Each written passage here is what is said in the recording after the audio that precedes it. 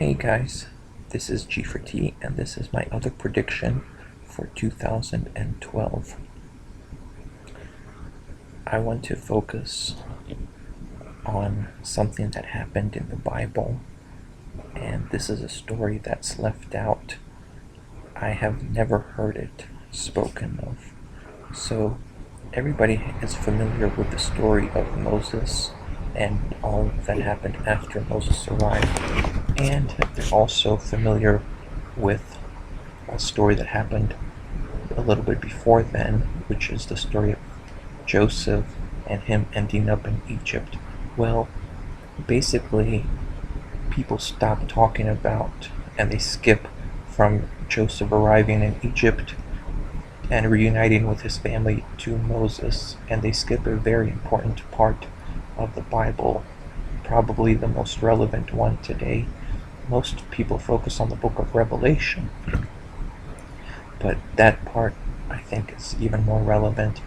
And in that part of the Bible, they talk about how Joseph is reunited with his family and they move to Egypt and they gain positions of power and they eventually take over everything, and the Egyptian citizens and everybody living in Egypt who is not an Israelite, they eventually lose all their property and their land and their homes, and they eventually become slaves.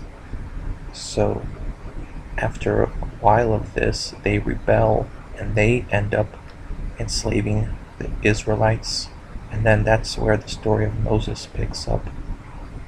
So if you think about your own lives, how much property do you really own? I mean, even if your mortgage is paid off, you still don't really own it because you still have to pay taxes. And if you don't pay taxes, then the government can still take your home, and you can't really do much on your property because you can't really run a business or do anything to generate any income from your property. So basically, you're just holding on to a piece of land, and because you're holding on to it, you're paying taxes, so you don't really own it. And I understand the purpose of taxes. It's to pay for various services. That's really not the point. The point is that you don't own the property and that you can lose it. You can't say that you don't want to be part of the United States, you just want to live on your own land, because that's not going to happen. So it's not really your land, you're part of the country, and you can easily lose it. And if you have a mortgage, if you miss 3 payments, you can lose your home also. It's going to go into foreclosure, so 3 months and it goes into foreclosure. And if you rent, then you're an even more precarious position.